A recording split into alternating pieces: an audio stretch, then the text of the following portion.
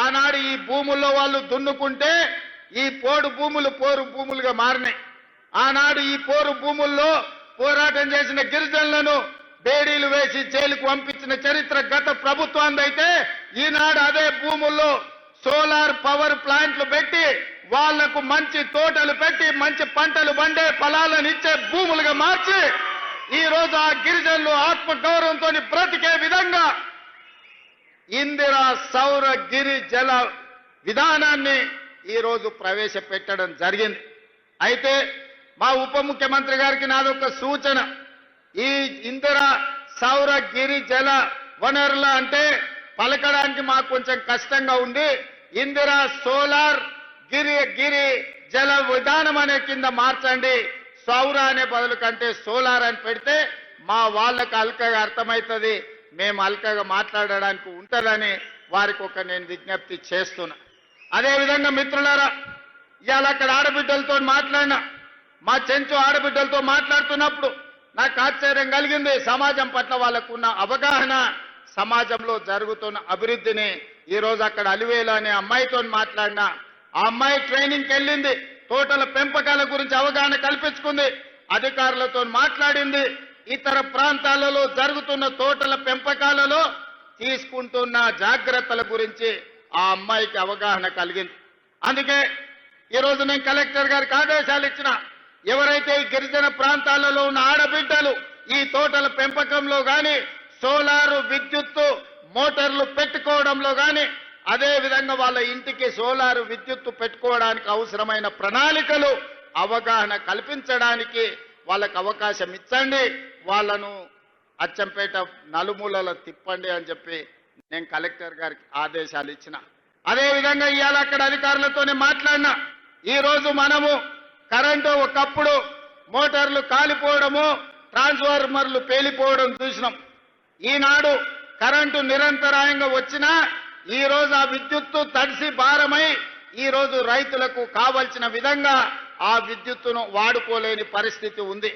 అందుకే ఈరోజు ఈ అచ్చంపేట ప్రాంతంలో మా వంశీకృష్ణ గారి విజ్ఞప్తి మేరకు ఎన్ని మోటార్లు ఉన్నాయో మొత్తం నియోజకవర్గంలో అందరి రైతులకు ఉచితంగా సోలారు విద్యుత్తు పంపు సెట్లు ఇచ్చి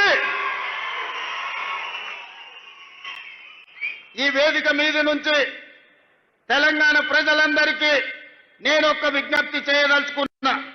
నా సొంత ప్రాంతం అచ్చంపేట ప్రాంతం, ఈనాడు ఏ రైతు కూడా విద్యుత్ వినియోగాన్ని చేసే మోటార్లు కాదు, రాబోయే 100 రోజుల్లో ప్రతి రైతుకు సోలారు విద్యుత్ మోటార్ను అందించి సోలారు విద్యుత్ ఉత్పత్తి మోటార్లకే కాదు, రేపు భవిష్యత్తులో అదనంగా సోలారు విద్యుత్తును ఉత్పత్తి చేసి ప్రభుత్వానికి అమ్మే విధంగా ఆ ఆడబిడ్డలకు 3,000, 4,000, 5,000 ప్రతి నెల ఆదాయం వచ్చే విధంగా ఈరోజు ప్రణాళికలు రచించండి అని చెప్పి మా అధికారులకు చెప్పిన. అందుకే ఇవాళ అచ్చంపేట నియోజకవర్గాన్ని ఈ రాష్ట్రానికి దేశానికే ఆదర్శంగా తీర్చిదిద్దే బాధ్యతను స్థానికైన రైతులు గిరిజనులు ఇక్కడికి విచ్చేసిన వేలాది మంది రైతులు బాధ్యతగా తీసుకోండి. ప్రపంచానికే మన అచ్చంపేటను ఆదర్శంగా తీర్చిదిద్దుదాం. దానికి అవసరమైన నిధులనిచ్చే బాధ్యత మీ సోదరుడిగా నేను తీసుకుంటాను అని చెప్పి మీకు అందరికీ విజ్ఞప్తి చేస్తున్నా. సాగునీటి ప్రాజెక్టులు కావచ్చు, రోడ్లు కావచ్చు, కళాశాలల గురించి మా వంశీకృష్ణ గారు చెప్పారు. దానికి సంబంధించిన ప్రణాళికలన్నిటిని కూడా అధికారులకు ఇవ్వండి, అంచనాలు తెప్పించి వాటికి అవసరమైన మంజూరు చేయడానికి అన్ని జాగ్రత్తలు అన్ని నిర్ణయాలు తీసుకుంటామని చెప్పి నేను ఈ వేదిక మీద నుంచి నేను చెప్పదలుచుకున్నా. మిత్రులారా, ఇవాళ ఆలోచన చేయండి. 2023 డిసెంబర్ 7 నాడు మనం అధికారం చేపట్టిన తర్వాత ఈనాటి వరకు దాదాపుగా తుమ్మల నాగేశ్వరరావు గారి నాయకత్వంలో రైతులకు 60,000 కోట్ల రూపాయలు ఈ రోజు రైతుల మీద ఖర్చు పెట్టినాం.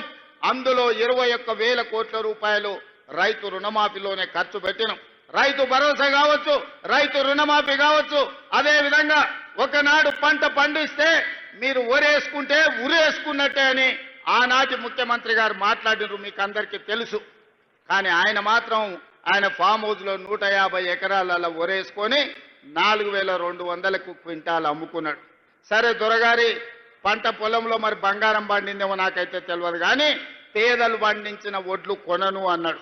కానీ మన ప్రభుత్వం వచ్చిన తర్వాత మీరు వరి పండించండి, సన్నాలు పండించండి, మీకు గిట్టుబాటు ధరనే కాదు మీకు 500 రూపాయల బోనస్ ఇచ్చి రైతులను ఆదుకుంటాం, పండించండి అని అంటే మొన్నటి ఎండాకాలంలో యాసంగిలో 1,56,00,000 మెట్రిక్ టన్నుల మీరు వడ్లు పండించి దేశంలోనే చరిత్ర సృష్టించరు.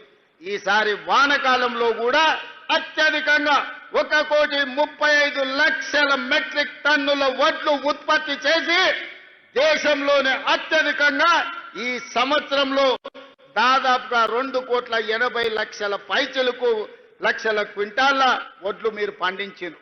అంటే ఈరోజు వరి పండిస్తే ఉరేసుకోవాలనే కామించి వరి పండిస్తే గిట్టుబాటు ధరనే కాదు మీకు 500 రూపాయల బోనస్ ఇస్తామని చెప్పినాం. ఆనాడు సన్నాలు పండించండి నేను అన్నప్పుడు కొంతమంది అవహేళన చేసిరు. సన్నాలు పండించమంటుండు ఈ సన్నాసి అని ఒక నాయకుడు అన్నాడు. కానీ ఇవాళ మా పేదలు మా ఆడబిడ్డలు ఇక్కడ ఉన్నారు, అక్కడ పక్కన చాలా మంది మా అక్కలు మా సోదరిమణులు ఉన్నారు.